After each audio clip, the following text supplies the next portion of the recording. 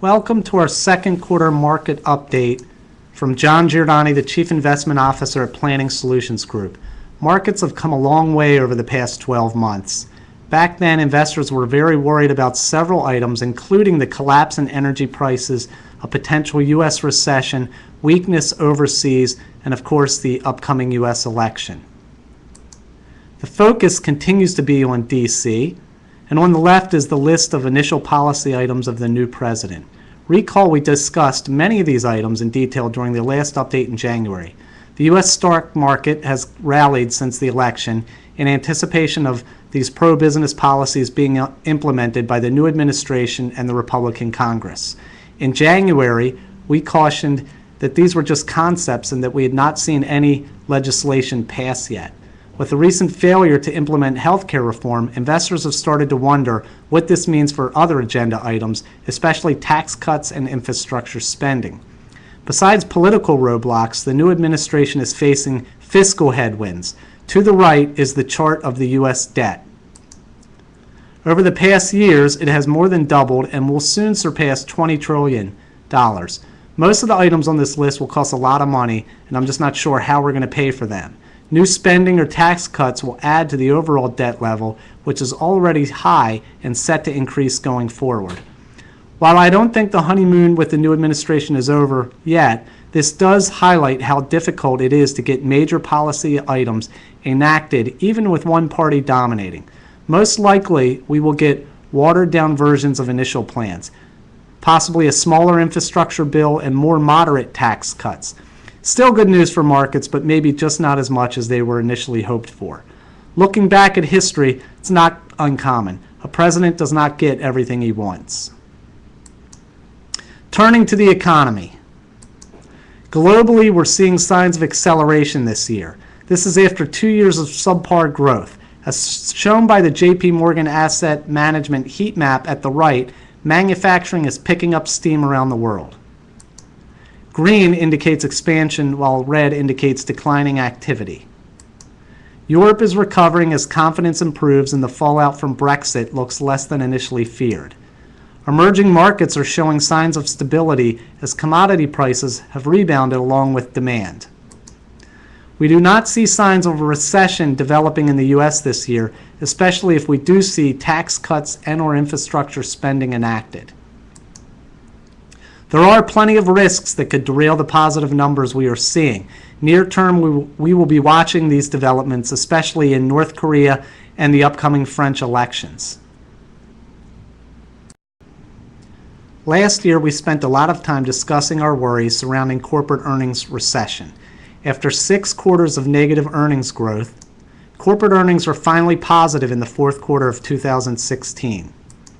The green line are the earnings for the energy sector. As commodity prices have stabilized, the energy sector has bounced back after several terrible years due to the collapse in oil prices. Corporate executives remain optimistic. Many have increased guidance going forward.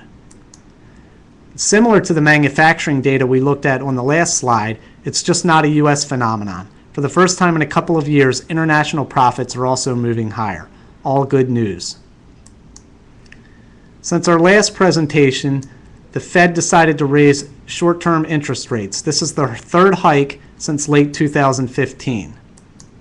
Given the health of the U.S. economy and the tight jobs market, an increase was warranted and overdue. In addition, overseas markets have calmed down. Don't be surprised to see more rate hikes as the year progresses. This, of course, assumes we don't have a negative shock occur. The chart displayed here highlights that short-term rates remain near all-time lows. Low rates were warranted after the financial collapse in 2008, but this is no longer the case as the environment has improved. The Fed can continue to be patient and data-dependent on future hikes. However, notice too on the chart the periods in gray.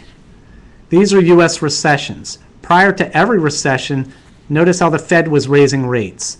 Once the recession hit, the Fed quickly reversed course and lowered rates. We do not see this rate cycle as being any different. At some point, the Fed will take away the punch bowl. A recession will occur. Sometimes this process can take years, and we don't see a recession in the cards for this year.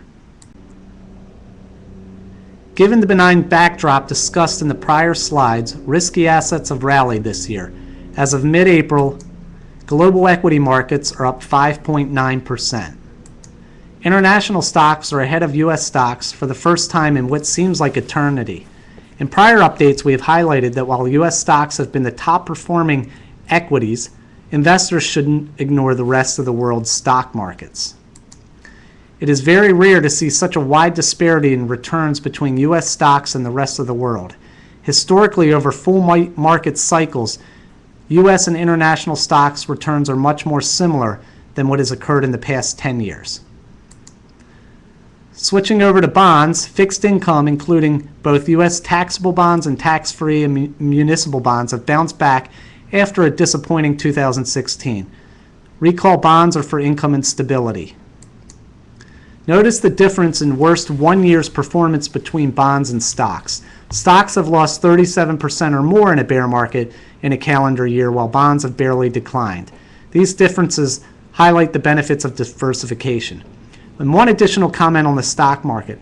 One prediction that I'm pretty confident about for the rest of this year is stock market prices will pull back.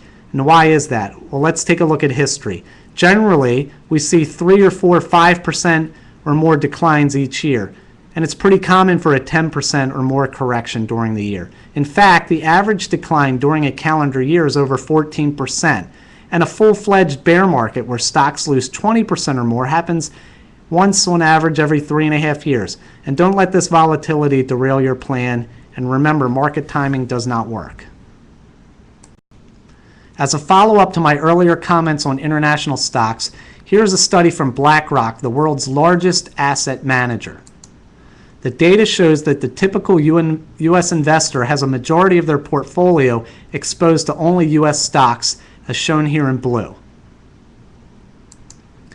Given the global growth taking place, ignoring international markets may be a mistake going forward. The U.S. makes up only 4% of the world's population and 22% of global GDP. Going global adds diversification benefits and expands the opportunity set by thousands of potential investments in foreign companies. These are areas also for potentially additional sources of growth. In previous updates, we've highlighted that international stocks are cheaper on a valuation basis than U.S. stocks. We have used the volatility over the past 18 months to increase the allocation to international stocks in many portfolios. This wraps up our current market update. If you have any questions, please contact us. You may also access more information about timely articles and account information by visiting our homepage. Please watch for another market update later this year. Thank you.